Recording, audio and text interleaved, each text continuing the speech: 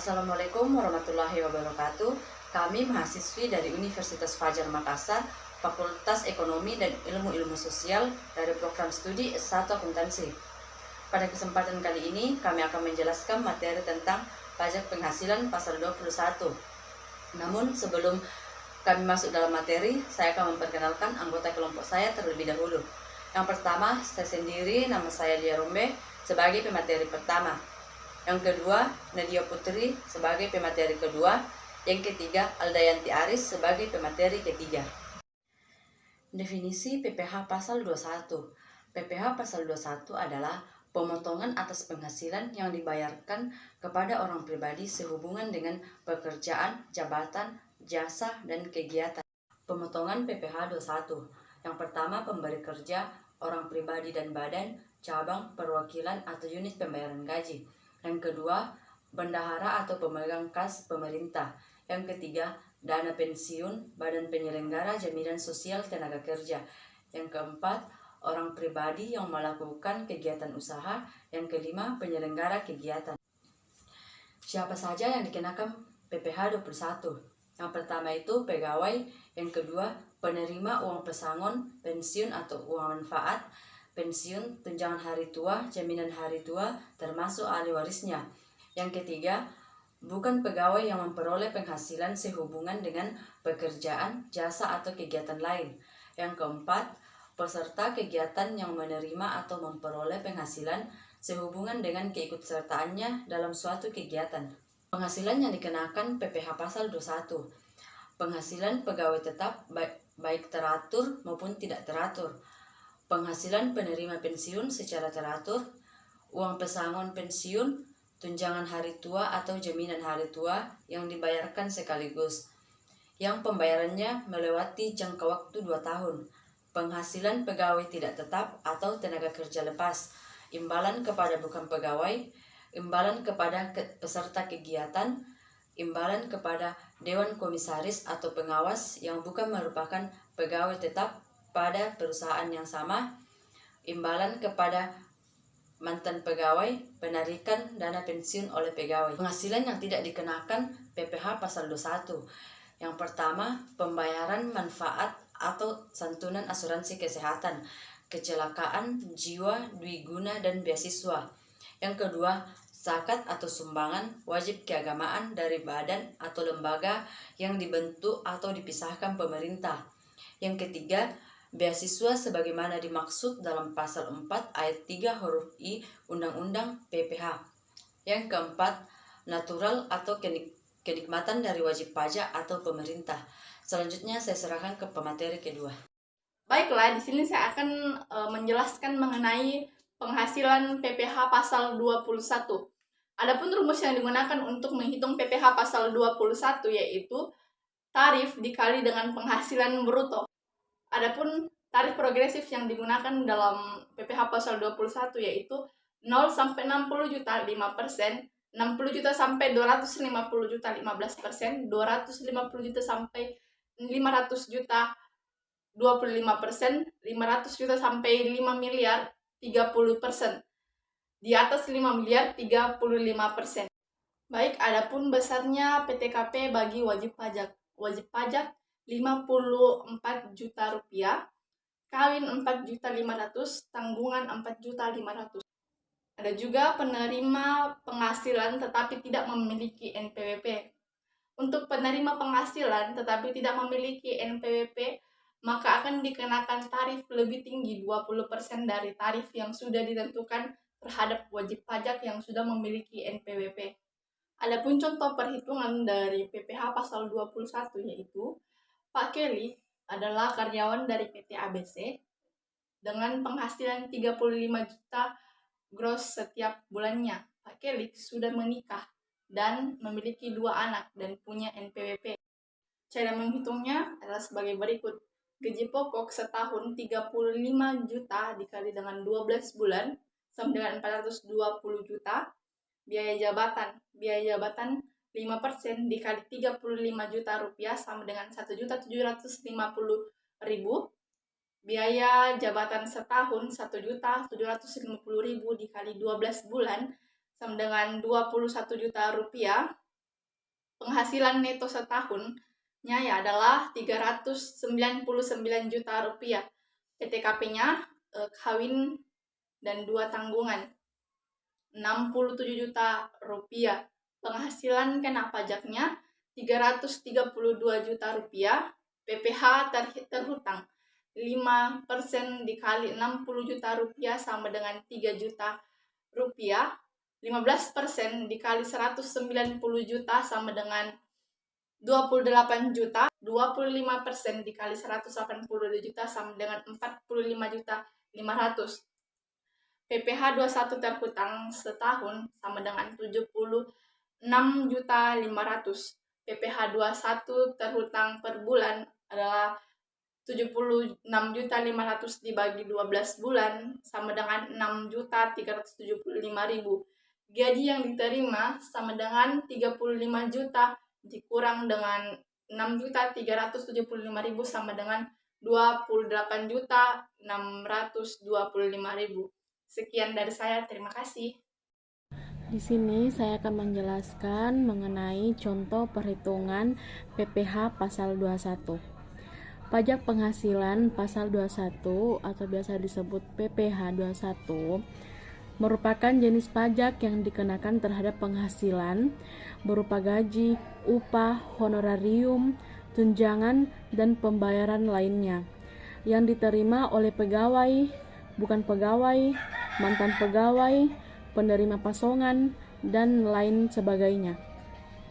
Cara perhitungan PPH 21 bagi karyawan tetap dikutip dari situs DJP.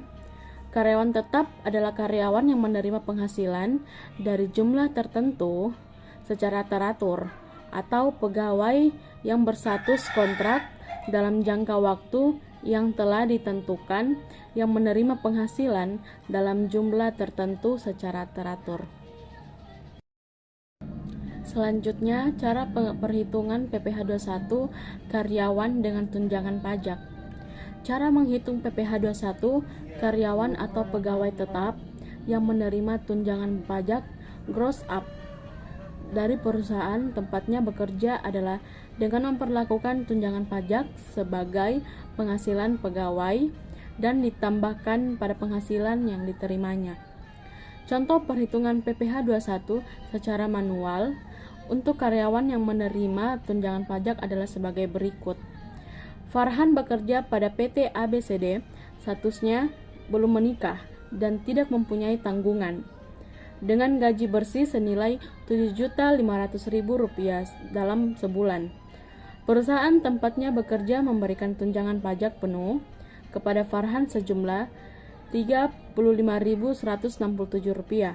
Sementara iuran pensiun yang dibayar Farhan adalah Rp75.000 dalam sebulan. Jadi contoh hasil perhitungan pajak penghasilan pasal 21 bulan Agustus 2020 bagi Farhan yang tidak menerima penghasilan lain dari PT ABCD selain gaji adalah gaji pokok Rp7.500.000, tunjangan pajak Rp35.167, penghasilan bruto atau kotor dalam sebulan Rp7.468.833, pengurangan biaya jabatan 5% dikalikan dengan penghasilan bruto kotor atau dalam sebulan yaitu Rp7.464.833 sama dengan Rp373.242. Iuran jaminan hari tua 2% dari gaji pokok Rp150.000, jaminan pensiun 1% dari gaji pokok jika ada Rp75.000. Penghasilan neto bersih dalam sebulan sama dengan Rp6.866.591. Penghasilan neto dalam setahun 12 bulan dikalikan dengan Rp6.866.591 sama dengan Rp82.399.092. Penghasilan tidak kena pajak atau PTKP sama dengan 54 juta. Penghasilan kena pajak dalam setahun sama dengan Rp28.399.092.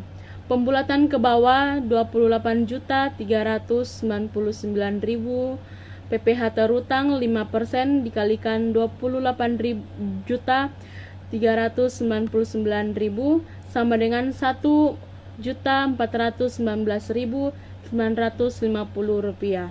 PPh pasal 21 bulan September sama dengan 1.419.950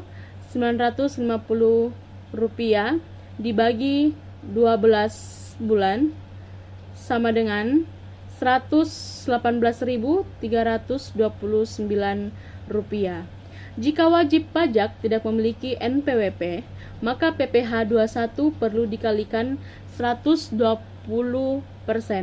sehingga PPh 21 terutangnya menjadi 118.329 rupiah dikali 120% sama dengan 141.995 rupiah. Selanjutnya, kewajiban pemotong PPh pasal 21 dan pasal 26. Pajak penghasilan pasal 21 atau PPh pasal 21 adalah pajak yang harus dipotong oleh pemberi penghasilan memberikan penghasilan berupa gaji, upah, honorarium, tunjangan, dan pembayaran lain dengan nama dan dalam bentuk apapun kepada orang pribadi sehubungan dengan pekerjaan atau jabatan, jasa, atau kegiatan yang dilakukan orang pribadi tersebut. Jika penerima penghasilan adalah orang pribadi, subjek pajak dalam negeri, maka PPh yang wajib dipotong disebut PPh pasal 21. Sedangkan jika penerima penghasilan adalah orang pribadi, subjek luar negeri, pajak yang dipotong disebut PPh pasal 26. Di slide selanjutnya, kewajiban pemotong PPh pasal 21 dan pasal 26. Yang pertama, pemotong PPh pasal 21 dan pasal 26 wajib mendaftarkan diri ke kantor pelayanan pajak sesuai dengan ketentuan peraturan perundang-undangan perpajakan. Yang kedua, pemotong wajib menghitung, memotong, menyetorkan, dan melaporkan PPh yang terutang untuk setiap bulan kalender. Yang ketiga, pemotong wajib membuat catatan atau kerja perhitungan PPh untuk masing-masing penerima penghasilan dan wajib menyimpan catatan atau kertas kerja perhitungan tersebut sesuai dengan ketentuan peraturan perundang-undangan perpajakan meskipun jumlah pajak yang dipotong pada bulan yang bersangkutan nihil. Yang keempat, dalam suatu bulan terjadi kelebihan penyetoran pajak atas PPh pasal 21 atau PPh pasal 26 yang terutang, kelebihan penyetoran tersebut dapat diperhitungkan dengan PPh terutang pada bulan berikutnya melalui surat pemberitahuan masa. Yang kelima, pemotongan PPh pasal 21 dan PPh pasal 26 harus memberikan bukti pemotongan PPh pasal 21 atas penghasilan yang diterima atau diperoleh pegawai tetap atau penerima pensiun berkala paling lama satu bulan setelah tahun kalender berakhir. Yang keenam, dalam hal pegawai tetap berhenti bekerja sebelum bulan Desember, bukti pemotongan PPh pasal 21 harus diberikan paling lama 1 bulan setelah bersangkutan berhenti bekerja. Yang ketujuh, pemotong PPh pasal 21 dan PPh pasal 26 harus memberikan bukti pemotongan PPh pasal 21 atas pemotongan PPh pasal 21 selain pegawai tetap dan penerima pensiun berkala setiap kali melakukan pemotongan PPh pasal 26.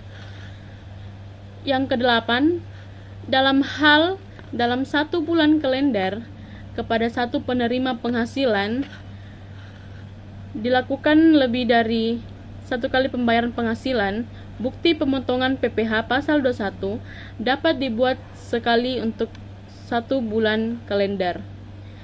Yang kesembilan, PPh pasal 21 dan PPh pasal 26 yang dipotong oleh pemotong PPh pasal 21 atau PPh pasal 26 untuk setiap masa pajak wajib disetor ke kantor pos atau bank yang ditunjuk oleh Menteri Keuangan paling lama 10 hari setelah masa pajak berakhir. Yang ke-10, pemotong PPh pasal 21 atau PPh pasal 26 wajib melaporkan pemotongan dan penyetoran PPh pasal 21 atau PPh pasal 26 untuk setiap masa pajak yang dilakukan melalui penyampaian surat pemberitahuan masa PPh pasal 21 atau PPh pasal 26 ke kantor pelayanan pajak tempat pemotongan PPh pasal 21 atau PPh pasal 26 terdaftar paling lama 20 hari setelah masa pajak berakhir. Dan yang ke-11 yang terakhir, dalam hal tanggal jatuh tempo penyetoran PPh pasal 21 dan batas waktu pelaporan PPh pasal 21 bertepatan dengan hari libur, termasuk hari Sabtu atau hari nasional, penyetoran dan pelaporan PPh pasal 21 atau 26 dapat dilakukan pada hari kerja berikutnya. Yang berikutnya, bukti potong PPh 21. Bukti potong merupakan dokumen resmi yang menunjukkan bahwa pajak yang dipungut telah disetorkan ke negara. Selain itu, bukti potong PPh 21 juga berfungsi sebagai syarat pelaporan SPT tahunan PPh untuk orang pribadi yang dilakukan oleh karyawan. Jenis-jenis bukti potongan PPh 21 ada 4. Yang pertama, bukti potong PPh pasal 21 formulir 1721 A1. Formulir bukti potong ini digunakan untuk pemotongan PPh pasal 21 pada pegawai tetap, penerima pensiun, atau penerima tunjangan atau jaminan hari tua berkala. Yang kedua, bukti potong PPh pasal 21 formulir 1721 A2. Formulir bukti potong ini digunakan untuk pegawai yang bekerja untuk negara, yaitu pegawai negeri sipil, anggota Tentara Nasional atau TNI, anggota Kepolisian Republik Indonesia, dan pejabat negara dan pensiunannya. Yang ketiga, bukti pemotongan PPh pasal 21 formulir 1721 dengan angka Romawi 7 ini adalah bukti pemotongan pajak penghasilan bersifat tidak final. Formulir ini digunakan untuk pemotongan pajak atas pegawai tidak tetap seperti tenaga ahli, bukan pegawai, serta peserta kegiatan dan sebagainya. Yang keempat, bukti pemotongan PPh pasal 21 formulir 1721 dengan angka Romawi 8 ini adalah bukti pemotongan pajak penghasilan bersifat final yang digunakan untuk penghasilan berupa pesangon atau honorarium yang diterima pegawai negeri sipil yang dananya berasal dari APBN atau APBD. Di samping berikut ini adalah satu contoh bukti potong PPh 21 formulir. Sekian dari hasil presentasi kami. Jika ada tutur kata yang tidak berkenan, kami mohon maaf. Sekian dan terima kasih.